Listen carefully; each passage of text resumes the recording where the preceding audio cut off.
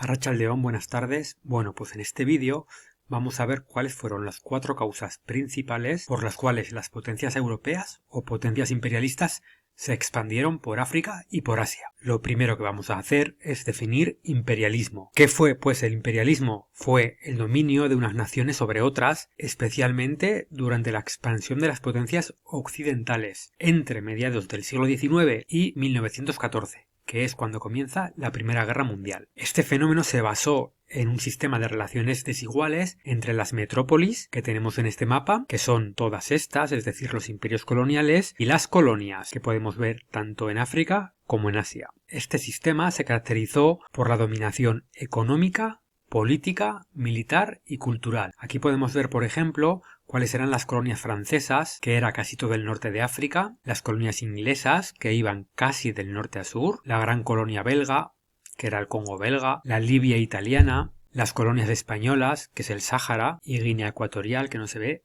pequeñito, o las alemanas y portuguesas, como Angola y Mozambique. Así pues, vamos a ver las 4 principales razones que llevaron al imperialismo. La primera es la causa científico-técnica, o los factores científico-técnicos. La segunda, los factores económicos. La tercera, los factores geoestratégicos y políticos. Y por último, los factores ideológicos. Así, durante el siglo XIX, las sociedades científicas creadas entonces promovieron expediciones que llevaron a la exploración y cartografía de muchos territorios desconocidos para la población occidental.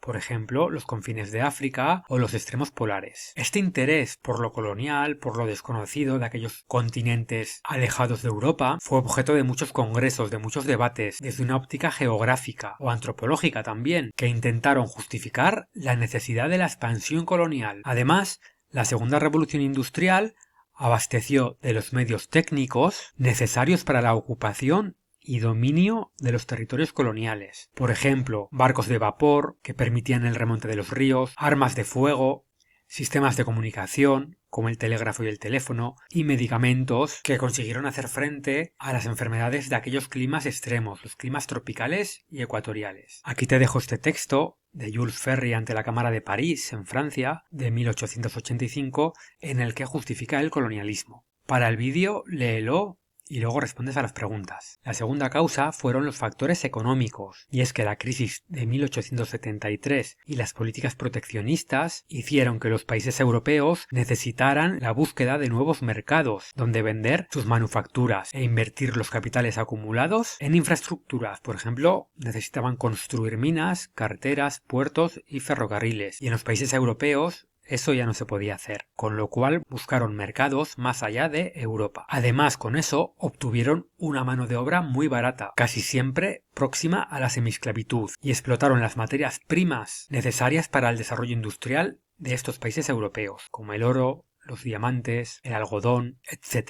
Sin embargo, la explotación de las colonias no benefició al pueblo inglés o al pueblo francés, es decir, al conjunto de la población metropolitana, que eran quienes mantenían el peso del imperio, sino a un reducido grupo de inversores individuales y a la gran burguesía colonial. Además, muchas colonias acogieron a población de la metrópoli. En este punto es importante nombrar, por ejemplo, a Mary Kingsley, que viajó a África, fue una de las primeras mujeres que viajó sola a África, que tuvo una mentalidad muy adelantada en su tiempo, que visitó, por ejemplo, Sierra Leona, Liberia, Camerún, Angola, y lo hizo sin renunciar a su estricta vestimenta victoriana. Convivió con las tribus africanas y escribió su experiencia en unos relatos que hoy nos muestran una sensibilidad muy contraria a los valores conservadores de sus contemporáneos, precisamente por su simpatía y respeto hacia los nativos africanos. Y murió en África, murió trabajando como enfermera en la guerra de los Boers. El tercer factor es el factor político y geoestratégico, y es que las colonias constituían enclaves geoestratégicos para controlar fronteras, rutas de navegación, como por ejemplo el Canal de Suez, que fue construido a instancias del gobierno egipcio en 1869 para comunicar el mar Mediterráneo y el mar Rojo. Sin embargo, en 1875 fue adquirido por el Reino Unido con el propósito de controlar la ruta comercial entre India y Europa.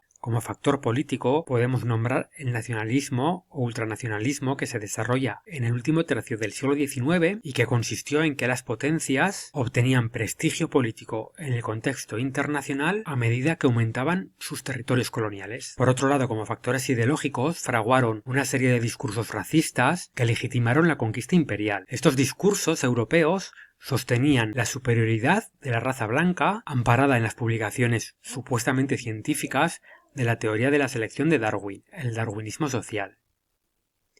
Esta concepción racista justificó la misión civilizadora sobre las supuestas razas inferiores, llevada a cabo por sacerdotes y misioneros católicos y protestantes.